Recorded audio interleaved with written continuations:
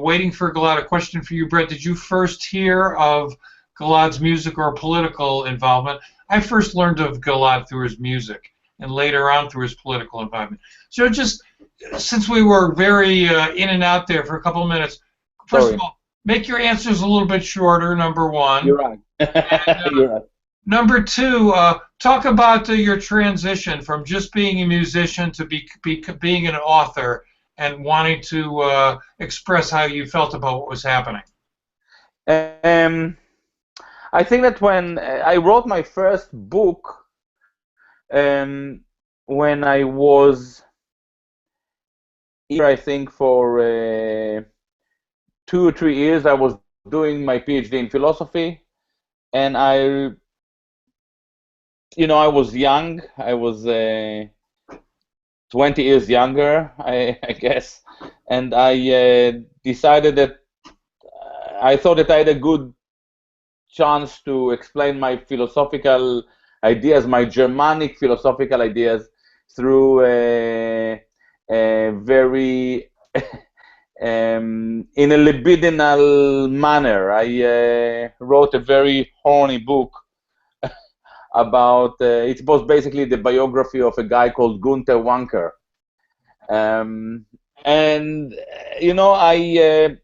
I produced a lot of, I basically wrote kind of a chapter or 2 chapters every day and faxed it to a friend. There was no internet yet, or maybe internet was in the beginning, and I pretty much forgot about it.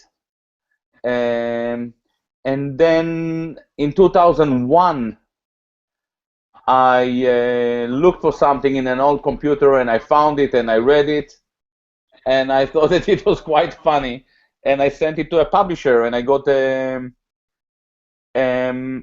book deal within 20 minutes, and then soon after somebody bought the rights for a film, and that's it. They decided for me that I was a writer, and since then I tried a few times to write and to see if it was kind of a complete coincidence, and I realized that a lot of people like the way I write. So I'm writing a lot now. Okay, well, let's go to a topic that you've, of course, spoken about, and that's the situation in Israel with the Palestinians. When I was a young man, I was saying before, I grew up the son of people who went through the Depression and World War II, and there was a lot of concern about the Holocaust and the fact that Israel had to be strong. But lately, we're hearing something a little different. In the United States, the media has like a skewered perspective, yet because of the internet, we can get additional information. Perhaps you can give us your perspective on what's really happening with the Israelis and the Palestinians and the way the Israelis are treating the Palestinians. Yeah, I think that I always been slightly ahead of the game. The fact that the Palestinians are treated. Oh, my goodness. Just as we get into the meat of the matter, the internet defeats us here. Mine, doubts it. My contribution was slightly different, and this is why I got into so much trouble, but even on that front, a lot of people now see that I was right. What I found out that, and it's very, very simple, Israel defined itself as the Jewish state. They call themselves, they say, we are the Jewish state. Whether they have the right to do it or not is a different question, but it doesn't matter because this is how they define themselves. If you define yourself as the jazz man on the net, it doesn't matter if I agree with you or not, obviously. And they do what they do because this is how they interpret the Jewishness. And I believe that the most important question to do with Israel is what is Jewishness? What is Jewishness? What is Judaism? Who are the Jews? If there is an Israeli lobby, they call it, in America, that push us into a war against Iran, for instance, we have to ask ourselves, what is going on?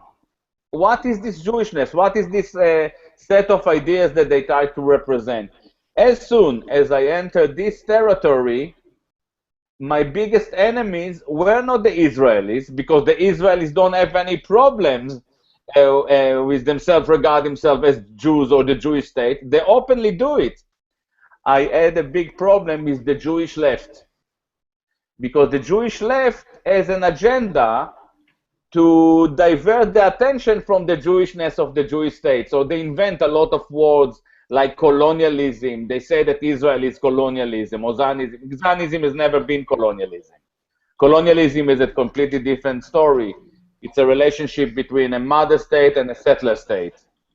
Or they call it apartheid. Israel is not apartheid. Apartheid, what you have in the South United States or in South Africa, is a racist system of exploitation.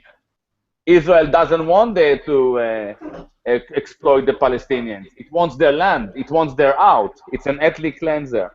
So the Jewish left is a system that actually invent a lot of ideas, abstract ideas, that are not backed or substantiated by factuality or anything else, in order to divert the attention from the real issue, real issues. And I ended up in a greater conflict with them, because I think that if we want to help Israel and the Jews and the Palestinians, it's pretty much like playing a good jazz solo. It's all about truth.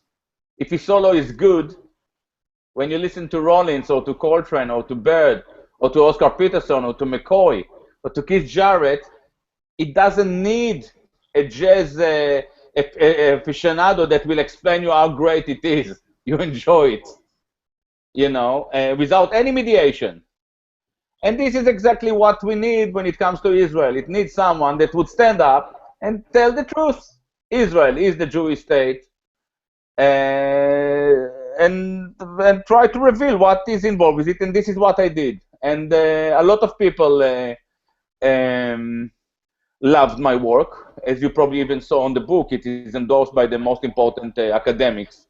A lot of people didn't like the book. A lot of Jews didn't like the book, but I've never seen a single attempt to criticize. Nobody said that I said something that is wrong, something that is factually wrong, something that they say that this is racist. I said, racist? Wow, this is amazing. Where did I even touch the topic of race or ethnicity? Where do I criticize Jews as people or ethnicity?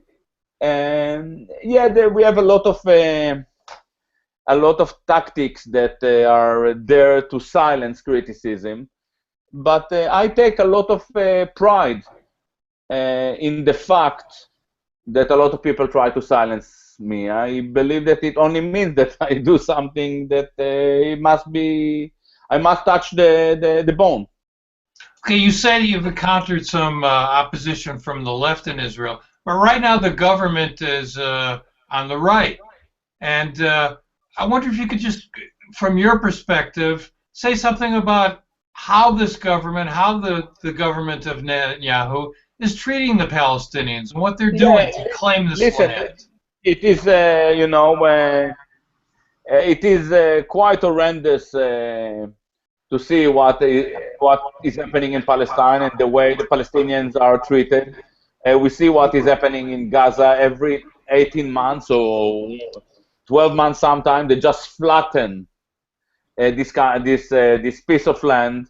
Gaza is the biggest open-air prison in the history of humanity.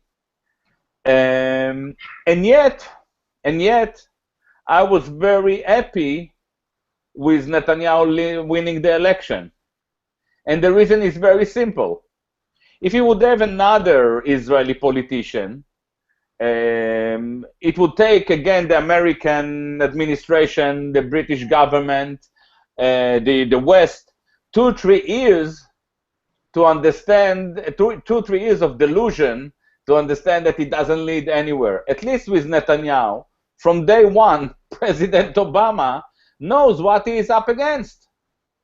There is no illusion here. We have a conflict from day one. We don't have parties and celebration of an imaginary shift or imaginary change. In the Israeli parliament, the Knesset, we have 120 members, and we don't have a single Jewish parliamentary who believes or in peace, who offer any form of reconciliation, any forms of living in harmony. The only universalist party, by the way, it's the third biggest party in Israel. The only universalist party in Israel is the Arab Party. And this is something, again, it's quite amazing that in Israel, in the racist state, in the state that we all oppose, the third biggest party is an Arab party, while in the progressive American Jewish anti-Zionist left, we don't have a single Arab or even a Goy, a Christian, within the board of directors. So Israel, being racist, is actually more progressive than the American Jewish progressive society. It's very, very strange. It is very strange. Now let's jump to your career specifically. You moved to the UK, you start playing, you've worked with a number of artists over there, but recently a concert of yours was canceled because of you being an outspoken man. Could you speak a little bit about that? No, this concert that was canceled in Manchester, the venue went under a lot of pressure from a very violent Israeli group. They're called the Northwest Friends of Israel or whatever. And the venue, it's an academic institute, made it clear that the cancellation had nothing to do with their disapproval of my ideas or politics. It was all due to safety issues. So here in Britain, an academic institute couldn't guarantee a safety of a concert because it was bullied, intimidated by pro-Israeli violence. But this was slightly bizarre, but just 3 days ago it happened again. There was a very big conference with 150 academics, I think, in Southampton University, and it was cancelled 2 days ago for the same reason. There was more and more bullying, and it was a safety issue. It is very, very bad. It is very, very bad news, especially for the Jews. Because it means that there is a clear conflict now between the leadership and values of freedom of speech and academic freedom. And I hope that at a certain stage, some Jews are clever enough to understand how dangerous it is, because it really doesn't give a good name to Jews here. For me, you know, in fact, it may even be possible that you know about me because of that. Because as soon as this happened, I got massive support from all over the world, and the selling of my albums. There was a surge of selling of the album, which is great, you know, and all concerts were packed. In fact, like 2 days ago, we played in Leicester here. We are kind of touring now in Europe and in Britain. We just came from Paris, and we are back to Germany and Norway next week. 2 days ago, I played in Leicester, and it was the first gig in the tour that wasn't packed. And then I realized that it's because they were not subject to Zionist bullying, you know. So I thought maybe we should start to orchestrate some Zionist bullying ourselves, the band, just to promote the gigs. Well, that's one way to promote a gig. Now we've got some some questions coming in here. In the spirit of an open discussion, I'm just going to repeat the question. I'm not going to make a judgment about it. I'll let you answer.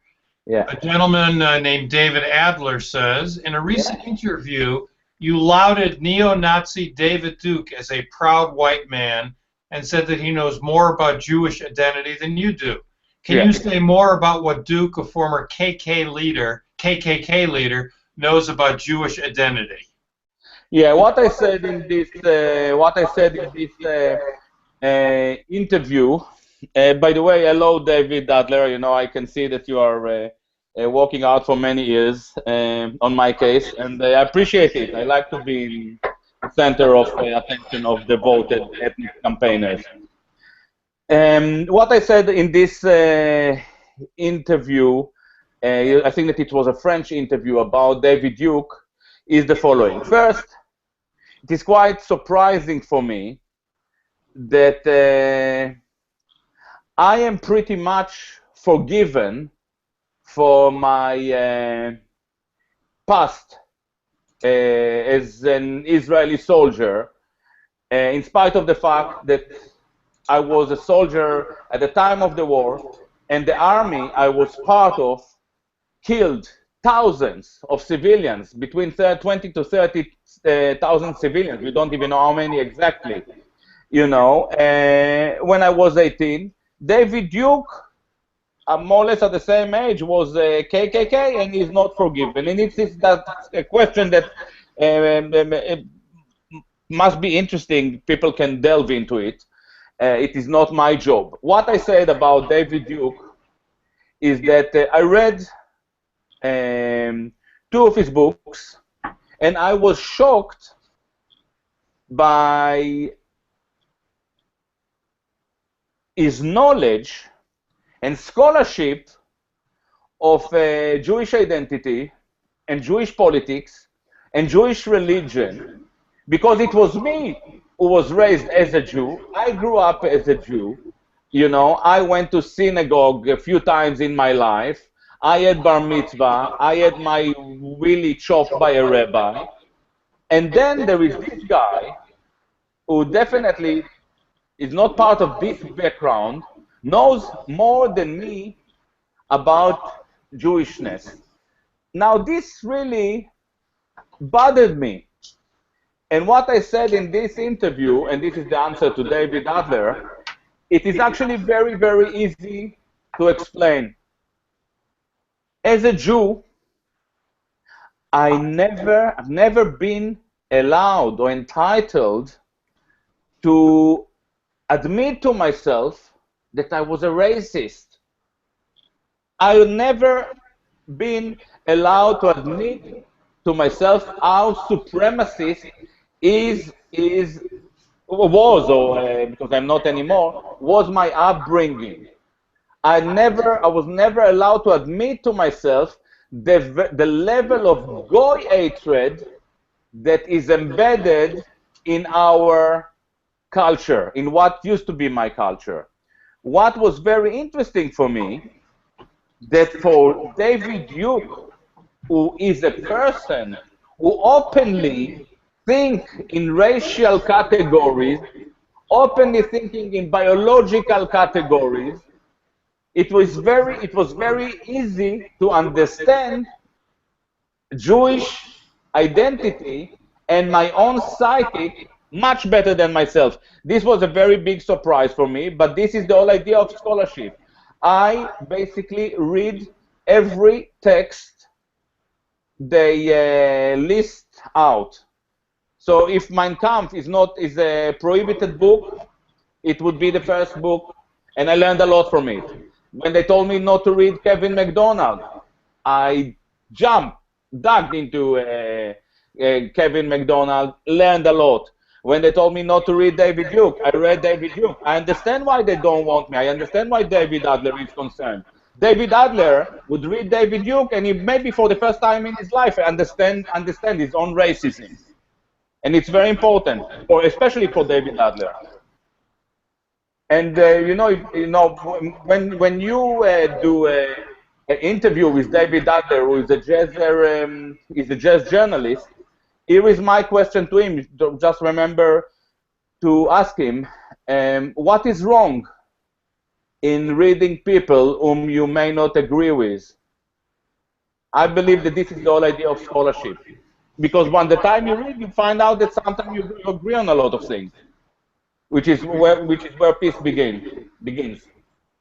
Okay, let me ask you this. You've written about Jewish identity and spoken about it.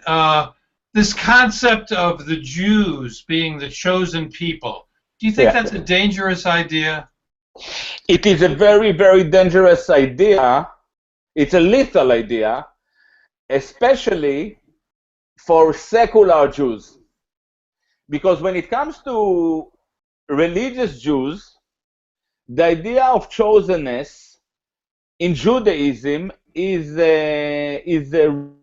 largely as a burden, as a moral burden. God, the Jews were chosen by God, or if you want really to be clever about it, the Jews invented God who chose them as a moral exemplary case. So whether it works or not is a big question. Whether Orthodox community in New York are an exemplary case of moral or ethical behavior is a question, but this is at least the duty. But when Jews drop their God within the process of assimilation, something pretty frightening happened, because this chosen was transformed or elevated or reduced, it depends if you are Jabotinsky or Noam Chomsky, into a form of racial supremacy. We are the Uber people. We are very special because we are Jews. And this is very, very dangerous. And it, by the way, explains Israeli brutality. They are chosen. What allows a Jew to come to a place after 2,000 years and say, hey, sorry, you have to move away, I've been here before? Can you do it? Can anyone do it? You know, they did it and they got away with it. At the same time, their opponent, the anti-Zionist Jews, doing something very similar. They say, as Jews, we have the special duty, you know, and basically they make themselves very privileged. Now, people don't like to be pushed down or by other people who see themselves as privileged. So supremacy and chosenness is definitely a very dangerous concept, and the suffering of the Jews along their history proves that it's very, very dangerous. By the way, another book that Adler doesn't like to read, but I think that it's a very important book, I think that you can get it free on the net. It's a beautiful read, is Bernard Lazar on Jewish history. He wrote it, I think, in 1902, published it beginning of the century. He was a Zionist, and he tried to explain how it happened historically. The Jews have basically been ethnically cleansed, expelled, kicked out from every city they tried to live in. How is it possible that Zionism, that was there to invent a new Jew, a beautiful Jew, I believe in it myself as a young person, that I am the new breed of Jews, you know, and we will be moral duty. Obviously, when I saw what we did in the war, I realized that I was wrong. How is it possible that 60, 70 years later, look at Israel, they are the most hated people in the Middle East, you know, and it is very dangerous, a very volatile situation. So this is what this story is all about, you know. Supremacy, chosenness are no doubt very, very dangerous concept. You know it in America, you know. You don't need Gilad Atzmon to tell you, you know. If people oppose what they call white supremacy, they should look in the same critical, adopt the same critical attitude towards Jewish supremacy. Well, certainly Israel has been the most unpopular state in the Middle East since its inception in the beginning. But what, from your perspective, is there any hope in the Middle East? Will will the Arabs and the Jews ever be able to live together without conflict? You know, the one thing that I don't do is prophecy. I would love to believe that this concept is viable. And as you probably remember, this is how I finish my book. I say that if you want to resolve the problem in the Middle East, you can solve it in 30 seconds. All you have to do, and by the way, Benjamin Netanyahu is capable of doing it, but I don't think that he will very soon. All we need is Benjamin Netanyahu tomorrow morning, when he kind of recover from the Passover dinner, which I think is tonight, and you should be having a Seder now. And Adler as well should be in the Seder. Why? You know, I know why I'm not in, having Passover dinner. Anyway, all Netanyahu has to do is to stand up tomorrow in a press conference and to say, Palestinian people, I realized we live on your land. It's a bit of a mess, but to start with, please, all of you want to come back to your land, come over. We will learn. We will have to learn to share it. That's what it takes. This is the ultimate solution of the Palestinian-Israeli conflict. Then it will be down to the Palestinians. This would put the Israelis in the right side of history, and then the Palestinians wouldn't have a single complaint. Or, you know, and if they have, it's their problem. And instead of doing that, we try to push them. We use the American, through the Jewish lobby. We use, you know, we put pressure, you know, we do so many horrible things. Look at the state of the Middle East. Look at American interest. Look how complicated is the situation now. America needs Iran in order to defend its interests from ISIS, but at the same time, Iran is involved in Yemen. What a mess. And this is all because we are driven into action by a very belligerent Jewish lobby, namely AIPAC. It's very, very dangerous. Very, very dangerous for the Jews, especially people like David Adler. Okay, well, let's not single out Mr. Adler here. No, I mentioned David Adler because David Adler actively attempts for years to silence me, not just as a thinker, but also as a musician. You know, as soon as you announced your willingness to have me on your show, he was the first one to try to mount pressure on you or to tell you not to do it. I see it all the time. I get emails. It's a shame. I believe that a person like Adler and myself, and I'm very happy that he is here today to ask his question, we should learn to engage in an open discussion. This is the only way. To start with, this is the culture of jazz. I'm a jazz artist. The meaning of it is that I made freedom into my way of living. That's what I do for a living. I'm free for a living. Some people go to work, they drive bus, they drive airplanes, they fly airplanes, they make cars. I'm free for a living. A person like David Adler should encourage me to celebrate my freedom. This is what I do.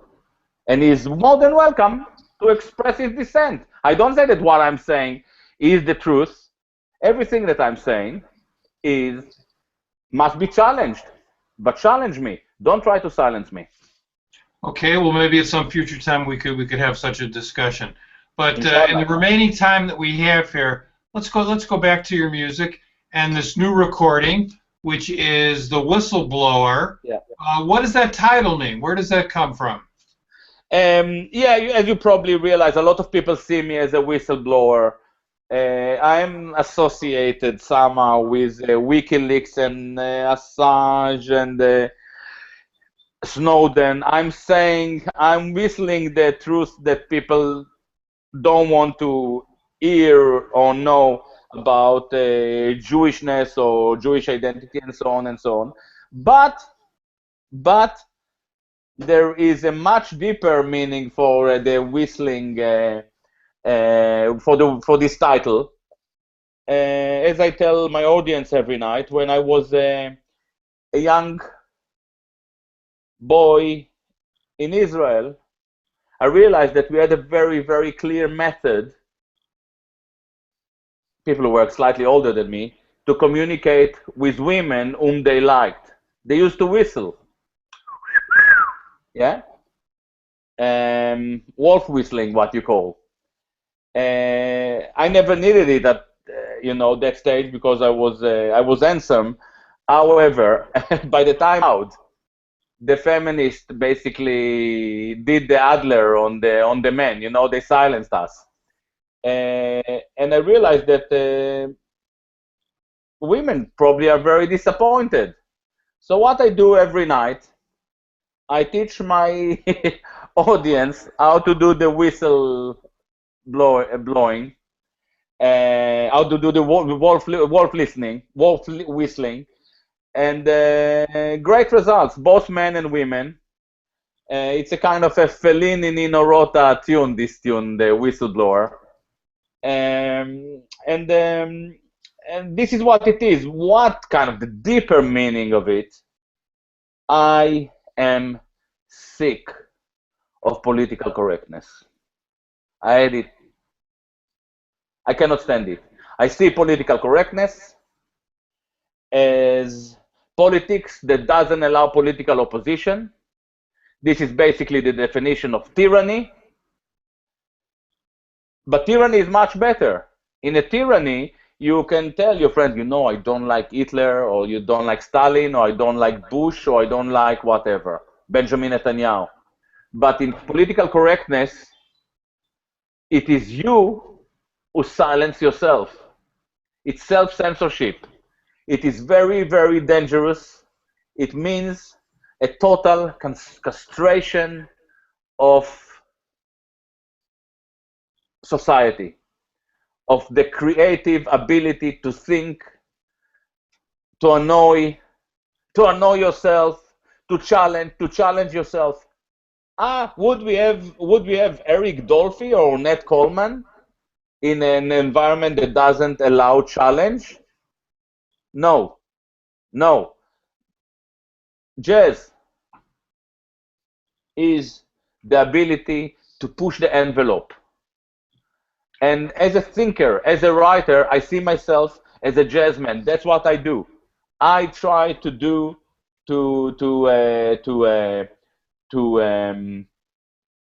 identity politic discourse what Dizzy Gillespie did to big band music.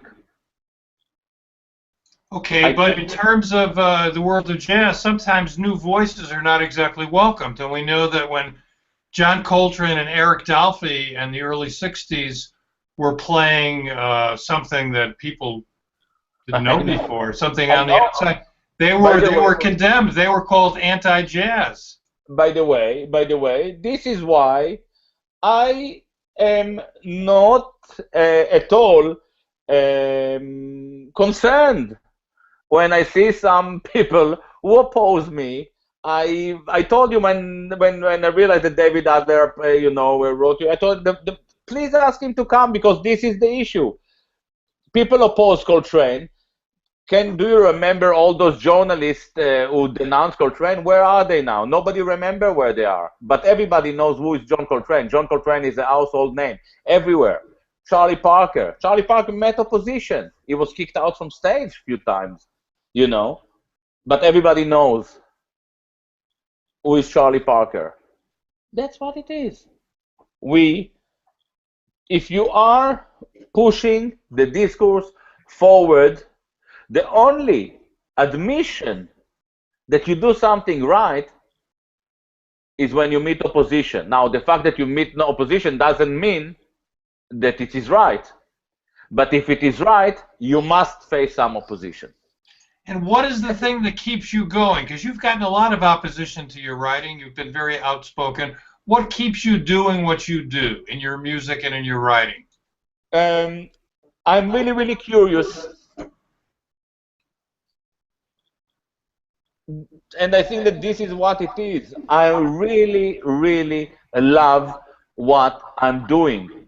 I really love to take the saxophone, in the morning and to learn to play some Arabic scales.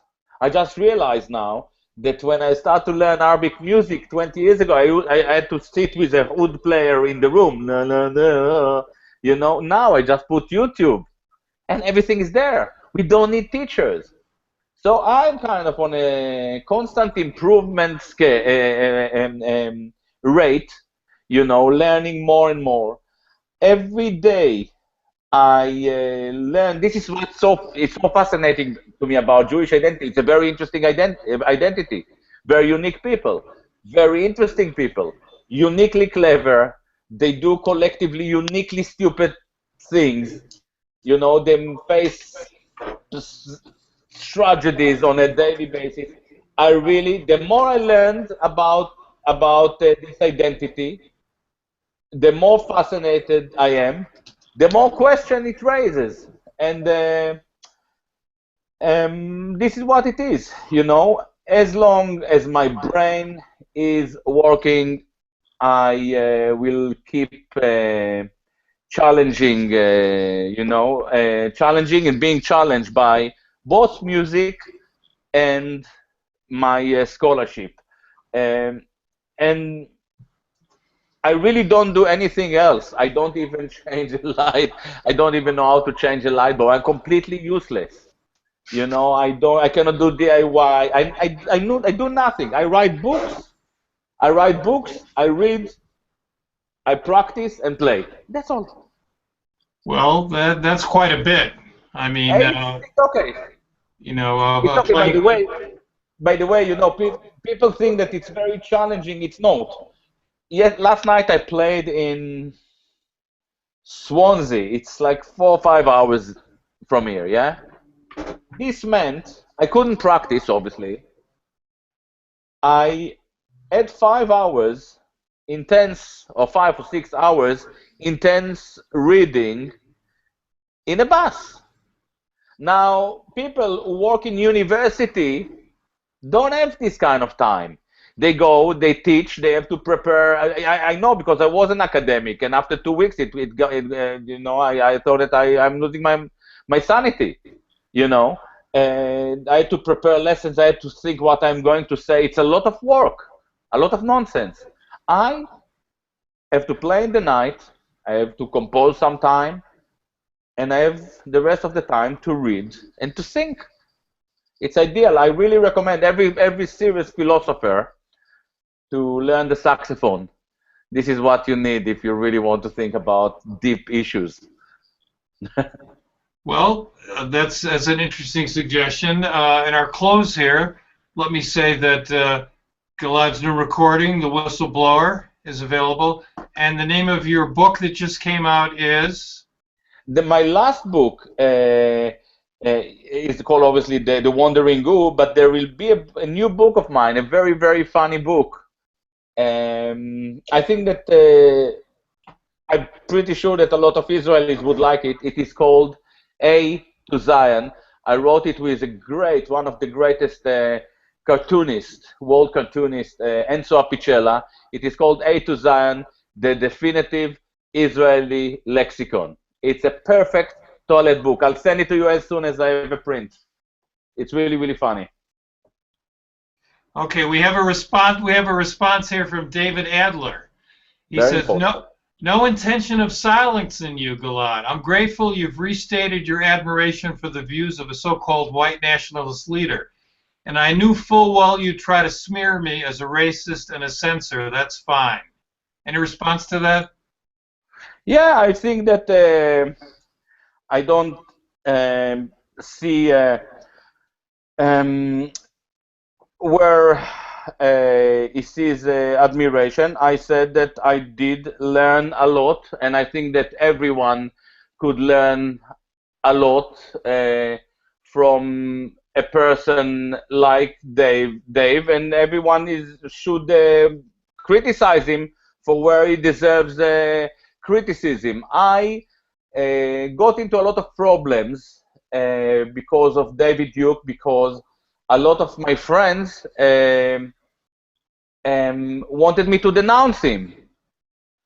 And I said that in my entire intellectual history, I never denounced anyone. To denounce is a political act. I'm not a politician, I'm an intellectual. If I do, I produce criticism. I'm not going to denounce you. I'm not denouncing David Adler or whatever.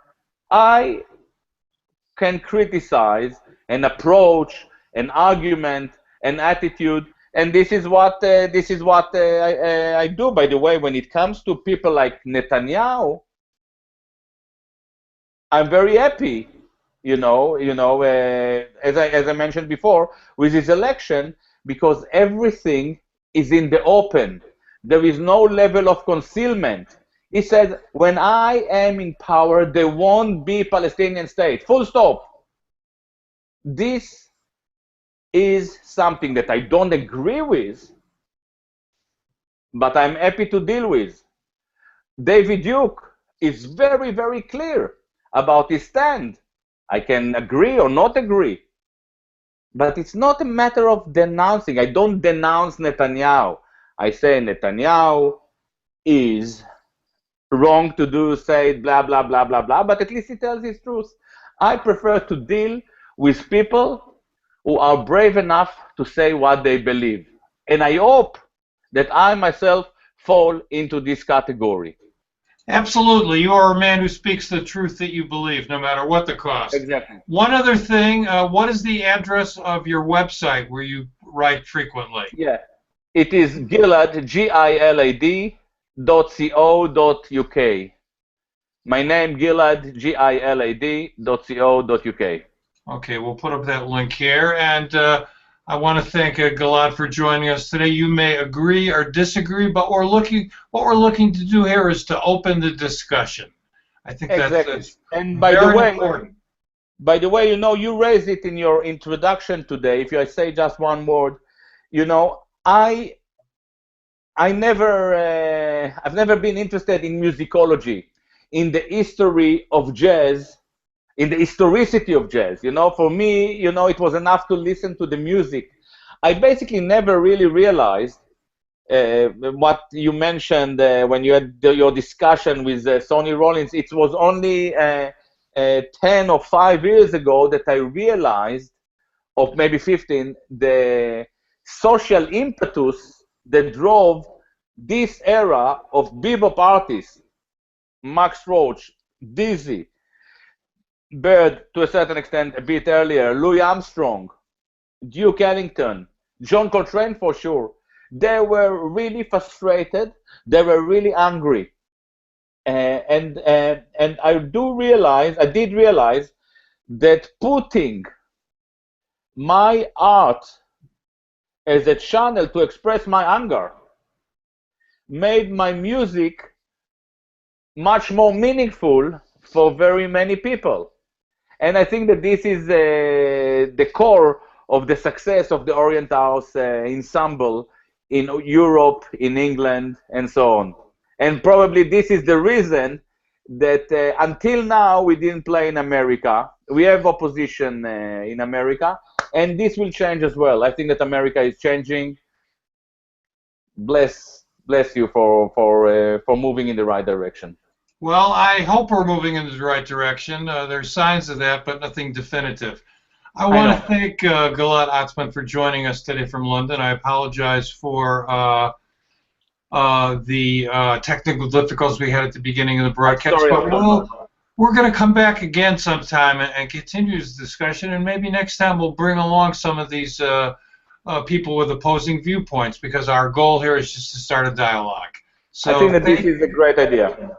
Okay, thanks very much. Listen to The Whistleblower to get a better idea of his music. There's an EPK up on YouTube. And until we meet again, Blessings to your families. Salam.